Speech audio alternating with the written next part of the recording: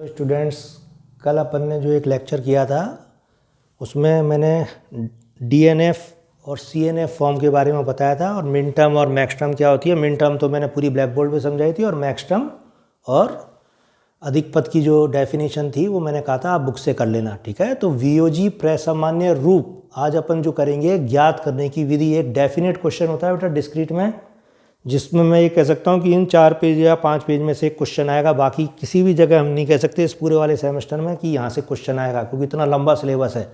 इसलिए हर बच्चे को ये करना है कि वीओजी प्रसामान्य रूप ज्ञात करने की विधि कैसे। तो इसमें 2 विधियाँ दी हैं, तो मैं इसकी द्वितीय विधि जो बुक में है वो उसको काम में लेंगे अपन और उसी को आपको काम में लेना है। तो इसमें क्या लिखते हैं अपन कि जो विधि है कि किसी दिए हुए जो क्वेश्चन होगा अपन उसको सबसे पहले दिए हुए बूलिय फलन को न्यूनतम सबका मतलब आपको एक एग्जाम्पल दूंगा उससे समझ में आएगा। न्यूनतम संख्या के पदों के रूप में सरल करें। जो मैंने एक्सरसाइज 9.1 कराई थी उसमें ज़्यादातर ये चीज़ें होंगी जो इससे रिलेटेड होंगी। वो कहता है दिए हुए बूलिय फलन को न्यूनतम संख्या के पदों के रूप में आपको पहले क्या करना है, सरल करना है। फिर दूसरा वो ये कहता है प्रत्येक पद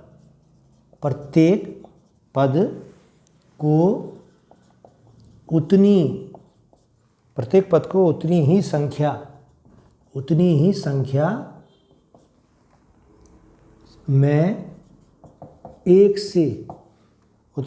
में एक से गुणा करें। प्रत्येक पद को उतनी ही संख्या में 1 से गुणा करें जितने अक्षर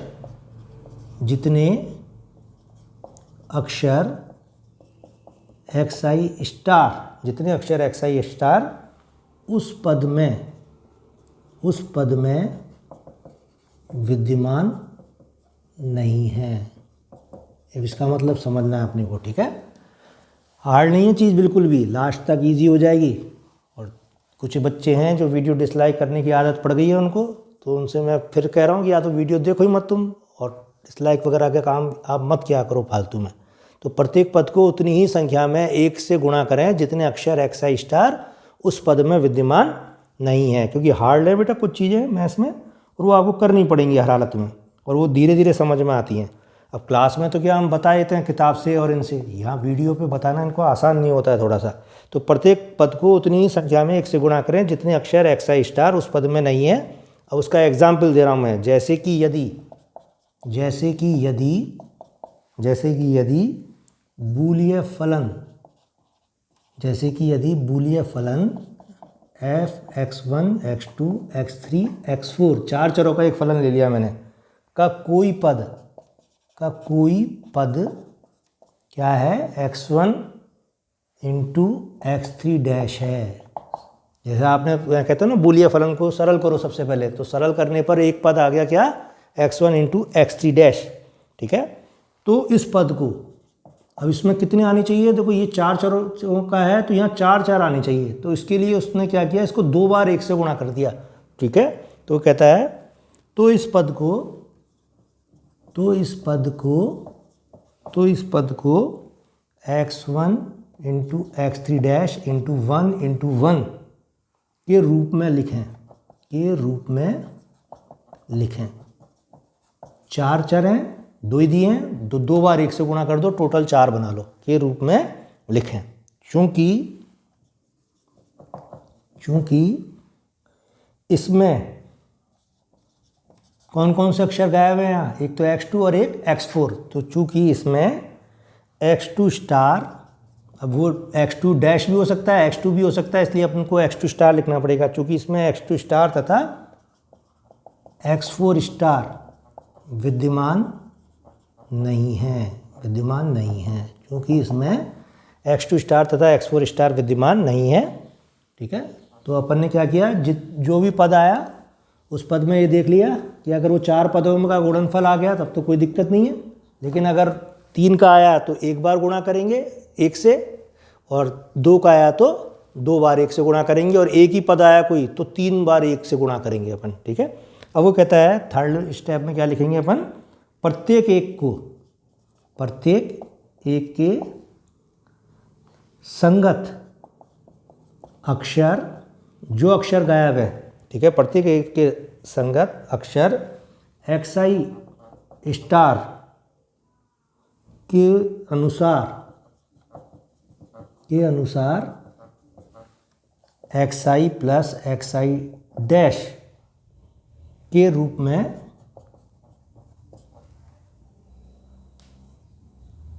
व्यक्त करें। ठीक है, अपन जानते हैं बूलियन अलजेब्रा में पूरकता का नियम क्या है कि a plus a dash is equal to 1 होता है। तो इस 1 की जगह जैसे ये x2 नहीं है इसमें, तो अपन क्या लिख देंगे x2 प्लस x2 डैश, और जहाँ x4 नहीं है तो x4 प्लस x4 डैश लिख देंगे। तो प्रत्येक एक के संगत अक्षर xi स्टार के अनुसार xi प्लस xi डैश के रूप में व्यक्त करें।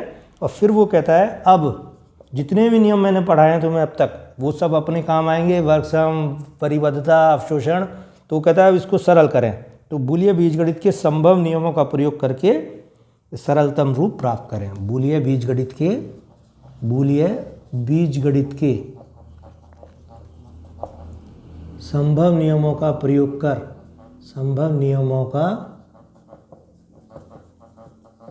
कर फलन को सरल करें, और जो चीज़ आएगी वो इसका आंसर होगा। तो अभी तो आधा अधूरा सा समझ में आया। अब उसके बाद अपन इसको पूरा समझने की कोशिश करेंगे कि किस तरीके से करते हैं। तो उसके लिए देखो आप क्वेश्चन, मैं इसका एग्जाम्पल लूँगा तभी समझ में आएगा बेटा ये पूरा तो तुम्हें, लेकिन साथ में अब ये सारी चीज़ हो रही है तो अब आपके समझ में आ जाएगी चीज़। और ये डेफिनेट क्वेश्चन है जो एग्ज़ाम में पूछा जाता है। और फिर से मैं आपको कह रहा हूँ कि मैथमेटिक्स में कुछ चीज़ें आपको देर से समझ में आएंगी लेकिन आ जाएंगी, ये ध्यान रखना। ठीक है, अब निम्नलिखित क्वेश्चन कैसे आता है, निम्नलिखित बूलिय फलन का वियोजी प्रसामान्य रूप, यानी क्या लिखेंगे इसको अपन, DNF ज्ञात कीजिए। क्या है क्वेश्चन, निम्नलिखित बूलिय फलन का वियोजी प्रसामान्य रूप ज्ञात कीजिए। क्वेश्चन क्या है, जैसे बुक का ही सॉल्व एग्जाम्पल लिया है मैंने पहला, और कई बार एग्जाम में पूछा जाता है बेटा ये x1 dash plus x2 dash, और फिर है, अब ये कोई डैश वैश उतारने में दिक्कत ना हो जाए, x2 dash plus x3 dash का होल डैश। ठीक है, और फिर इसमें एक ब्रैकेट है और उसके ऊपर भी डैश है। ठीक है, और प्लस x2 इंटू x3। देखो ये एक फंक्शन है जो 3 चरों का है, बूलिय फलन है, और वो कहता है ये एक एक्सप्रेशन इस फॉर्म में लिखा है, और वो ये कहता है कि अपने को क्या ज्ञात करनी है, इसकी DNF फॉर्म ज्ञात करनी है। तो ये एक प्रकार से पहली एक्सरसाइज पे पहुंच गए अपन। वो ये कहता है ना कि जो मैंने आपको DNF ज्ञात करने की विधि बताई, उसमें सबसे पहले इस एक्सप्रेशन को सरल करो। तो सरल करने का मतलब क्या है, पहले तो वो देखते हैं अपन। ठीक है, तो वो देखो कैसे लिखेंगे अपन, कि जैसे ये चीज़ तो बिल्कुल सिंपल है, इसमें कहीं कोई हेरफेर नहीं हो सकता ये, लेकिन a प्लस बी का डैश है, तो वहाँ अपन डी मॉर्गन लॉ लगा देंगे। और वो डी मॉर्गन लॉ कैसे लगेगा अब, कि x2 डैश का डैश इंटू x3 डैश का डैश का whole dash plus x2 into x3। ठीक है, अब डैश का डैश क्या होता है, बिना डैश के लिख देंगे इस चीज़ को। तो ये चीज़ कैसे आ जाएगी बेटा, इसको देखो आप, विच इज़ इक्वल टू, ये पूरा जो अपन ने लिखा है x2 dash into x3 dash, ये देख लेना कहीं कोई गड़बड़ तो नहीं है इसमें अपने। एक ये मेरे को लग रहा है इसमें डैश का x2 प्लस x3 डैश का डैश, यहाँ डैश नहीं है बेटा, है ना, तो ये चीज़ आएगी x2 डैश और x3 डैश का डैश। तो ये लिख सकते हैं x1 dash x2 dash plus x2 dash into x3। Question में ये डैश नहीं था, तो अपन ने a प्लस बी का डैश क्या होगा, a dash into B dash. तो ये मैंने डी मॉर्गन लॉ लगा दिया, और x3, और इसको इस तरह से लिख सकते हैं। कोई दिक्कत इसमें मेरे ख्याल से नहीं होगी तुम्हें। ठीक है, अब उसके बाद वही कहता है इसको और सॉल्व करो, क्योंकि इसके पूरे के ऊपर डैश है, तो x2 डैश कॉमन आ रहा है इसमें से, देखो तो क्या लिख देंगे, x1 dash, x2 dash common लिया, 1 प्लस x3 का whole dash, x2 into x3, और 1 प्लस x3 परिबद्धता नियम लगा दो। परिबद्धता नियम क्या कहता है कि 1 प्लस a 1 होता है, तो वो चीज़ लगा दो अब यहाँ, x1 dash plus x2 dash into 1 का whole dash plus x2 into x3, ठीक है। अब फिर से आप क्या करोगे, इस चीज़ में कौन सा नियम लगाओ, वापस डी मॉर्गन का नियम, तो a प्लस बी का होल डैश, इस फॉर्म में आ जाएगी चीज़, तो x1 डैश का डैश इंटू x2 डैश का डैश प्लस x2 x3, और ये सब किसके बराबर आ रहा है, x1 x2 x3 जो बूलियन फंक्शन है उसको अपन ने सरल कर रहे हैं, और सरल करके ये मान आ गया x1 x2, ठीक है। सॉल्व करेंगे इसको, डैश का डैश बिना डैश के आ जाएगा, और ये x2 इंटू x3, तो ये टर्म आ गई सरल करना, जो अभी आपको DNF ज्ञात करने की विधि बताई थी उसमें फर्स्ट टर्म का मीनिंग ये है, ठीक है, कि बूलियन फलन को जितना संभव हो सके सरल करो, जो नियम वियम लगता है उसको आपने लगा लिया। अब यहाँ ये 3 चर हैं, यहाँ ये कितने आए, गुणनफल तो आ रहा है लेकिन ये 2 चरों का आ रहा है, यहाँ कितने 2 चरों का आ रहा है, तो यहाँ पे एक चर गायब है तो उसको 1 से गुणा करेंगे, और यहाँ पे भी एक चर गायब है तो उसको भी 1 से गुणा करेंगे, तो जिस प्लेस पे वो गायब है उस प्लेस पे 1 से गुणा कर दो इसको। यहाँ कौन सा गायब है, x3, तो x3 की जगह मैंने 1 से गुणा करा है। यहाँ कौन सा गायब है, x1, तो मैंने x1 की जगह 1 से गुणा करा है। अब 1 की जगह क्या लिख देंगे अपन, यहाँ पर a प्लस a डैश, ये फार्मूला लगाएंगे, तो a प्लस a डैश उसी जगह लगाना है जो चर गायब है, तो चर गायब था कौन सा, 3 वाला, तो वहाँ क्या लिखेंगे अपन, x1 x2 x3 plus x3 का डैश, यहाँ x1 plus x1 dash x2 into x3, ठीक है। क्लियर हो गई चीज़ अच्छी तरह। अब इसको वापस सरल करेंगे, और वापस सरल करने पर देखो क्या आता है मान, x1 x2 x3, ठीक है, x1 x2 x3 डैश, फिर x1 x2 x3 और x1 डैश x2 x3, ठीक है। अभी भी आप ये देखो कि ये चीज़ कहीं और तो नहीं आ रही, ये वाली चीज़ x1 x2 x3 आ रही है, तो ये देखेंगे अपन, ये और ये सेम है, ठीक है, x1 x2 x3 dash, x1 dash x2 x3 dash, ये बिल्कुल अलग अलग है।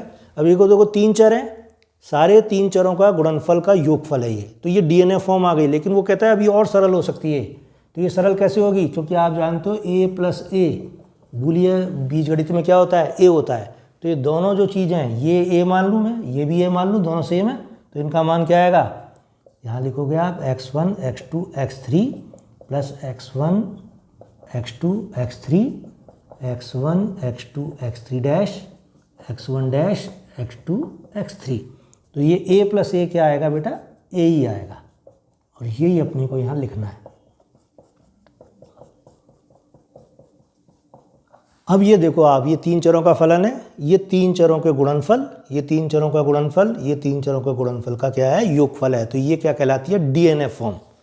और CNF फॉर्म में क्या होता है, ये प्लस होता सब, और प्लस के साथ ये क्या होता है, गुणनफल होता है, तो यहाँ प्लस होना चाहिए था, यहाँ प्लस होना चाहिए था, यहाँ प्लस होना चाहिए था, और फिर ये आपस में गुणा होती है। तो वो CNF फॉर्म ज्ञात करना जो है मैं अगले टर्न पे लूँगा, क्योंकि वो उसी के अकॉर्डिंग वो चीज़ आएगी। वहाँ तो अपन ने क्या 1 से गुणा किया है, वहाँ अपन क्या करेंगे, 0 जोड़ देंगे, और 0 की जगह क्या लिख देंगे, a इंटू a डैश, जो चर गायब होगा उसकी जगह क्या लिख देंगे, a इंटू a डैश, या x1 इंटू x1 डैश, या x2 इंटू x2 डैश, या x3 इंटू x3 डैश। इससे ज़्यादा लंबा क्वेश्चन इसमें आता नहीं है कभी भी, ठीक है। तो वो चीज़ जोड़ देंगे, और उससे क्या आ जाएगी अपने पास, CNF फॉर्म ज्ञात करने का तरीका आ जाएगा। तो कन्फ्यूज़न होता है काफ़ी हद तक, लेकिन वो कन्फ्यूज़न धीरे धीरे आप जब प्रैक्टिस करोगे तो रिमूव होगा।